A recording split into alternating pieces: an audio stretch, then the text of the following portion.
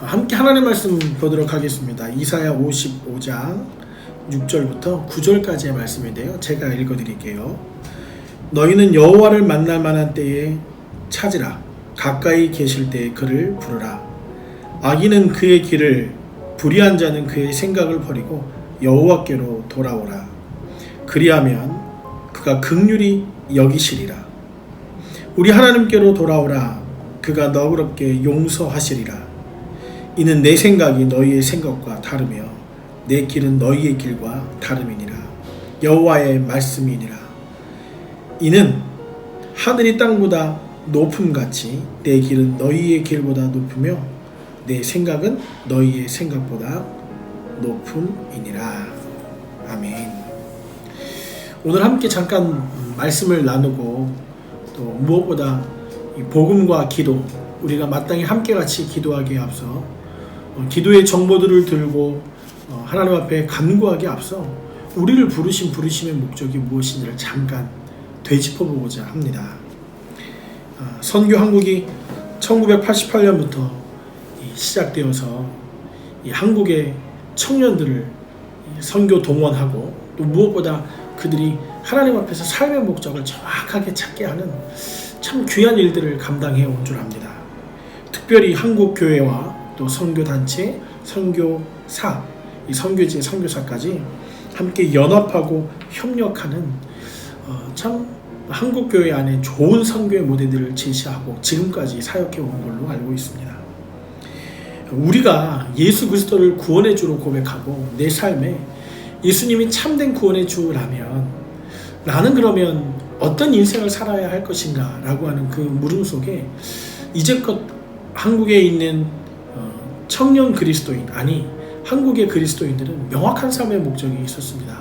바로 자신의 삶 전체를 통해 예수님의 구원과 하나님의 나라를 이루어가고 예수님의 그 구원을 선포하고 또 마땅히 그 일을 감당하고 온전한 예배를 드리고 우리가 이 코로나 시대 앞전에 우리 한국교회 전체가 매년마다 특별히 이 기간 여름이 되면 수만 명이 인천공항을 통해서 세계 각각의 선교지로 흩어져 비전 트립이라는 명목하에 사역을 감당했죠.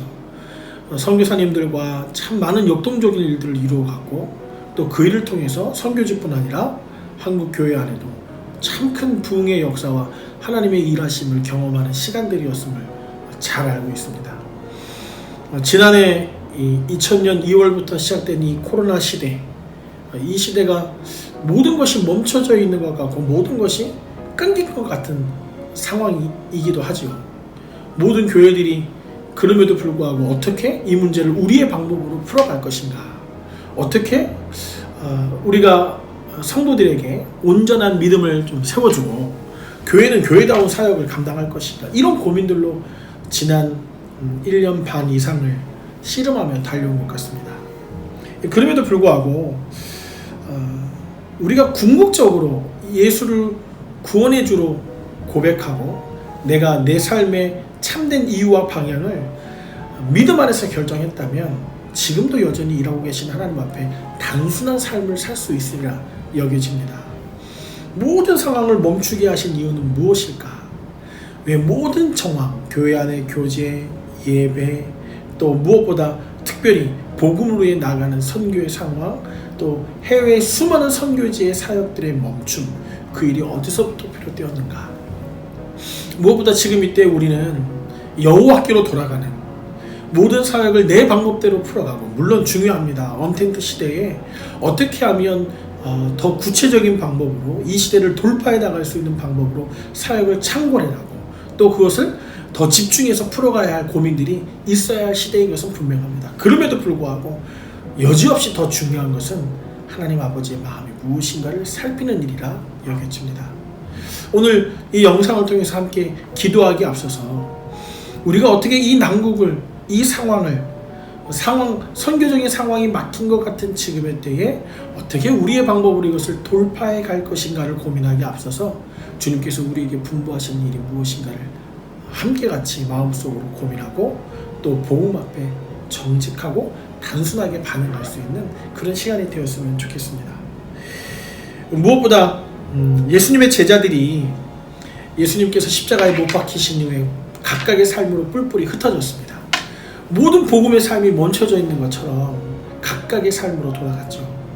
예수님께서 부활하신 후에 제자들을 만나시죠. 그리고 마지막 승천 직전에 제자들에게 당부하십니다. 땅끝까지 이르러 내 증인이 되라. 십자가의 사역, 구원의 이유, 하나님 나라, 이 모든 일에 예수님이 택한 제자들이 증인된 삶을 살라고 분부하셨습니다. 사도행전 1장 8절을 보면 거기에 대한 전제 단서가 있죠. 오직 성령이 너에게 임하시면 너희가 권능을 받고 예루살렘과 온 유대와 사마리아와 땅끝까지 이르러 내 증인이 되리라. 그리고 난 다음에 제자들이 약속하신 그 성령의 임재를 위해서 마가의 다락방에서 기도합니다. 우리에게도 그러한 일이 필요합니다. 두렵지요. 이 여러 가지 코로나 전국이라는 상황 속에 복음을 전하고 사방이 막힌 것 같은 상황, 백신을 맞았다고 해서 복음의 길이 열리나요? 그렇지 않습니다. 무엇보다 지금 모든 것이 멈춰져 있는 것 같은 지금에 대해 우리에게 약속하신 것처럼 성령이 너에게 임하시면 우리가 권능을 받고 우리에게 분부하신 증인된 사역을 감당할 수 있으리라 확신합니다. 사랑하는 선교한국 기도에 참석하던 모든 주의 자녀들 여러분, 우리에게 궁극적인 물음이 다시금 저와 여러분 앞에 물어지고 우리는 그 물음 앞에 정직한 답을 하기를 소망합니다. 어떻게 이 난국을 풀어갈 것인가? 좋은 프로그램, 방법의 접근, 그거보다 앞서서 주님께서 우리를 부르심에 대한 이유가 무엇인지를 찾는 이 시간이 좀 되었으면 좋겠습니다. 오늘 본문은 그렇게 얘기합니다. 너희는 여호와를 만날 만한 때에 찾으라. 가까이 계실 때에 그를 부르라. 우리가 지금 해야 할 것은 하나님 앞에 우리의 걸음 한 걸음 한 걸음을 내어 맡겨 부르짖는 일이라 생각되어집니다. 기도 정보를 나누고 함께 기도하기에 앞서서 주님, 우리에게 분부하신 일이 무엇입니까? 우리에게 하나님 마음을 허락하여 주십시오라고 하는 온전한 물음이 저와 여러분 가운데 있기를 간절히 소망합니다. 사랑하는 성도 여러분, 무엇보다 그것이 우리를 향한 본래적인 사명인 것을 기억하기를 원합니다. 저는 얼른 이 코로나의 상황들도 다시 일상으로 살아가는 일상이 은혜로 회복되어지고 이 선교한국 대회처럼 한국에 있는 복음을 위해 헌신하고 자신의 삶을 이 젊은 시절에 자신의 삶을 하나님 앞에 정직하고 투명하게 내어 맡기며 단순한 삶을 살기로 결단하는 많은 청년들이 다시금 함께 은혜의 자리로 모여 결단하고 그 대회를 통해 선교의 동원이 일어나고 동력이 일어나는 그런 날들을 기대해 보게 됩니다. 물론 그날이 속히 도래하지 않을지라도 우리에게는 주신 본래의 사명을 회복하고 말씀처럼 우리의 생각과 하나님 생각은 좀 다르니까 우리의 방법대로 우리가 온전한 생각대로 우리의 계획대로 우리의 프로그램대로 이 난국을 펼쳐갈 것을 계획해가고 이행해가는 것이 아니라 하나님께서 이 일에 개입해 주시기를 간섭해 주시기를 주님께서 우리에게 분부하신 일이 무엇인지를 귀 기울여 기도하며 간구하는 그런 은혜가 앞서 회복되어지기를 이 시간 정말 간절히 소망합니다. 오늘도 이번 한 주도 기도 제목이 나누어지면 그 일을 갖고 각각의 처소에서 기도할 줄 압니다. 하나님께서 그 일에 우리의 생각보다 더 깊고 넓으신 하나님의 방법으로 하나님께서 일하실 줄 압니다. 지금 모든 것이 멈춰져 있는 것 같은 지금의 때에도 여전히 하나님은 일하고 계십니다. 여전히 하나님은 살아 역사하시는 줄 압니다. 그 말씀을 믿고 확신하고 우리의 각각의 자리에서 정직하고 단순한 삶에 조금도 주저 없는 믿음으로 살아가는 저와 여러분 되시기를 간절한 마음으로 소망합니다. 사랑하고 축복합니다.